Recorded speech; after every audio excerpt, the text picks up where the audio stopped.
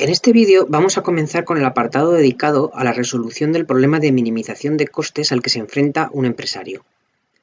Para ello utilizaremos instrumentos tanto gráficos como analíticos.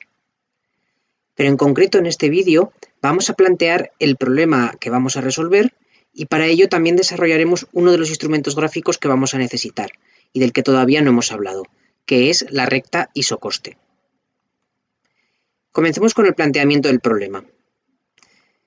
En primer lugar, debemos decir que vamos a adoptar una perspectiva de largo plazo. Esto quiere decir que en sus decisiones el empresario puede cambiar las cantidades demandadas de todos los inputs. No existe ningún factor que sea fijo.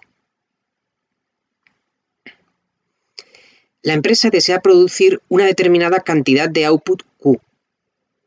Ahora no nos va a importar cómo determinamos esa cantidad, nos va a venir dada. Será en el posterior problema de maximización del beneficio en el que la variable dependiente sí que será esa cantidad Q. El empresario combina dos factores productivos, trabajo y capital, para conseguir una determinada cantidad de producto, para lo cual estará limitado por la tecnología disponible en cada momento, y esta tecnología viene representada por la función de producción. Y recordemos que esta función representa únicamente aquellos procesos productivos que son técnicamente eficientes. Dados los precios de los factores, salario y tipo de interés, cada combinación de trabajo y capital supondrá un coste de producción que vendrá dado por la expresión que resulta de multiplicar las cantidades demandadas de cada factor por el precio del mismo. La pregunta que se plantea el empresario es: ¿cuál será la combinación óptima de trabajo y capital que minimizará ese coste de producción? Como hablamos ya de cantidades óptimas, denotaremos tanto L como K con un asterisco. Matemáticamente, el problema que se plantea es la minimización de la ecuación de costes sujeta a la restricción tecnológica que viene dada por la función de producción. Las variables endógenas o dependientes del modelo serán las cantidades de ambos factores, L para el trabajo y K para el capital. Mientras que las variables exógenas a este problema serán los precios de los factores y la cantidad de output que queremos producir. Fijaros que ahora la función objetivo que queremos minimizar es la expresión del coste que vamos a llamar recta isocoste. Como veremos a continuación, recibe este nombre de isocoste porque representa combinaciones de inputs que suponen un mismo coste. Por su parte, la restricción en este modelo es la curva isocuanta de nivel Q, que representa las combinaciones de factores que permiten obtener de manera técnicamente eficiente la cantidad Q. Si comparamos este problema de optimización con el del consumidor, observamos que existen varias diferencias relevantes. En primer lugar, el objetivo aquí es minimizar una función, mientras que en el caso del consumidor el objetivo era maximizar. En segundo lugar, el consumidor trataba de maximizar una función objetivo que era la utilidad, que representábamos mediante curvas de indiferencia. Sin embargo, aquí el instrumento equivalente a estas curvas de indiferencia son las curvas isocuantas, que representan no la función objetivo a minimizar, sino la restricción del problema de optimización. Y por último, en la teoría de la producción, hemos visto que la función objetivo que vamos a tratar de minimizar es la recta isocoste, cuyo instrumento análogo en la teoría del consumo son las rectas de balance, que en ese caso representaban no la función objetivo del problema del consumidor, sino la restricción del problema. Antes de pasar a la resolución del problema de minimización del coste, vamos a estudiar un poco más en detalle qué es eso de la recta isocoste. Esta recta representa el conjunto de combinaciones de factores productivos que suponen un mismo coste de producción dados los precios de los factores W super 0 y R super 0. Si los precios son W super 0 y R super 0 y fijamos un nivel de coste C super 0, la expresión de la recta isocoste viene dada por el producto de los precios de los factores por las cantidades de los mismos. Esta expresión analítica de la recta refleja una función que puede representarse gráficamente. Y para ello vamos a representar en el eje vertical el capital y en el eje horizontal el trabajo. Por este motivo debemos poner la expresión de la recta isocoste como capital en función del trabajo. Seguro que todo lo que vamos a desarrollar sobre esta recta isocoste os estará ya recordando a la recta de balance que veíamos en la teoría del consumo. Pero recordad que la recta de balance era la restricción para el consumidor, mientras que en el caso del productor la recta isocoste es la función objetivo que queremos, en este caso, minimizar. Para poder representar en un gráfico la recta isocoste, deberemos, como para cualquier otra función, obtener puntos de corte con los ejes, primera derivada, segunda derivada. En el caso de los puntos de corte con los ejes, si el trabajo es 0, el punto de corte con el eje del capital, que es el eje vertical, será el coste dividido por el tipo de interés, precio del factor capital. Por su parte, si el capital es 0, el punto de corte con el eje del trabajo será coste dividido por salario. Y por su parte, la pendiente de la isocoste, al ser una recta, va a ser constante en todos sus puntos e igual a la derivada del capital respecto al trabajo, que es exactamente el cociente de los precios de los factores con signo negativo. Y este signo negativo lo que está denotando es que la recta isocoste es una recta decreciente. Ya podemos, por lo tanto, dibujar en el gráfico nuestra recta isocoste con sus correspondientes puntos de corte.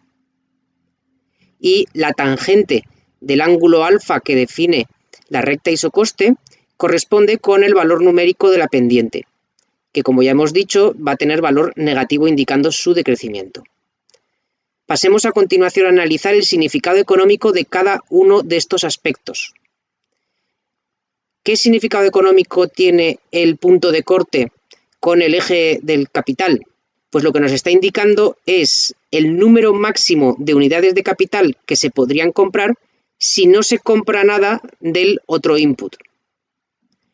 De la misma manera, el punto de corte con el eje horizontal indica el número máximo de unidades del factor trabajo que se podrían comprar si el empresario no demandase ninguna unidad del otro factor. Y ya por último, ¿cuál es el significado económico de la pendiente de la recta isocoste? Pues se trata de la tasa a la que el mercado de factores intercambia unidades de factor capital por factor trabajo, o lo que se conoce también como precio relativo de los factores.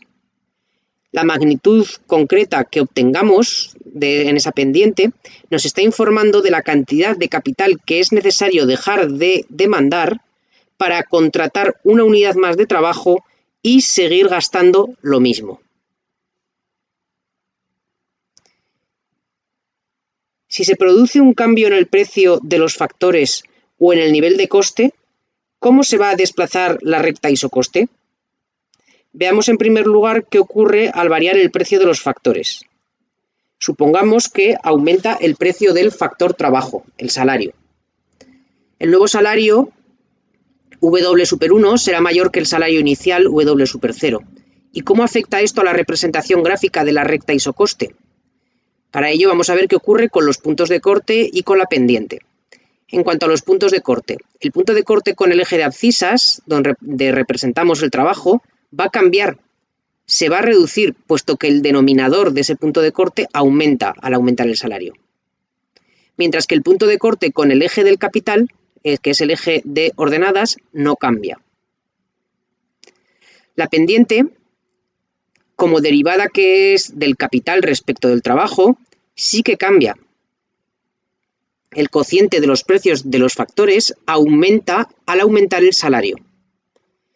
Esto nos está indicando que la recta isocoste pivota, ya que aumenta el precio relativo del factor trabajo. Gráficamente partimos de nuestra recta isocoste inicial y lo que ocurre al aumentar el salario es que esta recta pivota y pasa a tener mayor pendiente y cortar el eje horizontal en un punto más cercano al origen. Este mismo ejercicio podemos reproducirlo suponiendo que lo que ocurre es que disminuye el salario o que cambia, ya sea un aumento o una reducción, el precio del factor capital. Veamos por otra parte qué es lo que ocurre si lo que cambia es el nivel de coste. Por ejemplo, suponemos que disponemos de un menor presupuesto para producir. En este caso tendremos un nuevo coste, C super 1, inferior al inicial. Tendremos una nueva expresión de la recta isocoste y para su representación gráfica obtenemos los nuevos puntos de corte y la nueva pendiente.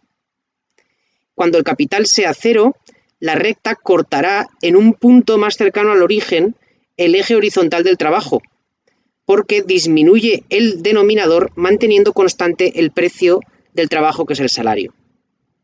De la misma manera, si el trabajo es 0, la recta cortará en un punto más cercano al origen el eje vertical del capital. Si estudiamos cómo varía la pendiente, concluimos que esta no cambia, puesto que el precio relativo de los factores no ha cambiado. Esto supone que el desplazamiento de la recta isocoste será paralelo. Gráficamente partimos de nuestra recta isocoste inicial y al disminuir el nivel de coste, la recta lo que ocurre es que se desplaza paralelamente hacia el origen.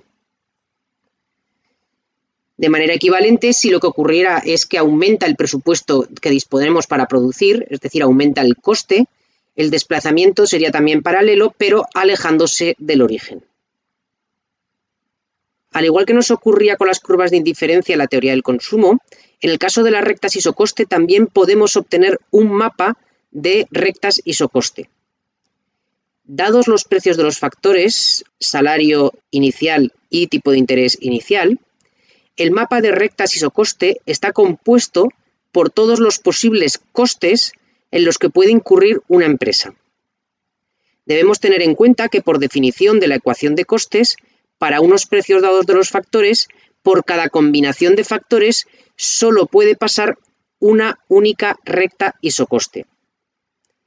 Gráficamente, partiremos de dibujar una recta isocoste como la que se muestra en la transparencia y de la que habremos obtenido los puntos de corte y la pendiente para unos precios dados y un nivel de coste C super 0. Si aumentamos el nivel de coste, para los mismos precios dados de los factores, la recta isocoste se desplaza alejándose del origen y representando un mayor nivel de coste. Si continuamos aumentando el nivel de coste, obtendremos una nueva recta isocoste, de tal forma que terminamos obteniendo un mapa de rectas isocoste que cuanto más alejadas del origen estén, mayor coste representarán. Una vez analizado este instrumento gráfico que son las rectas isocoste, ahora ya sí podemos pasar en el siguiente vídeo a resolver el problema de minimización de los costes.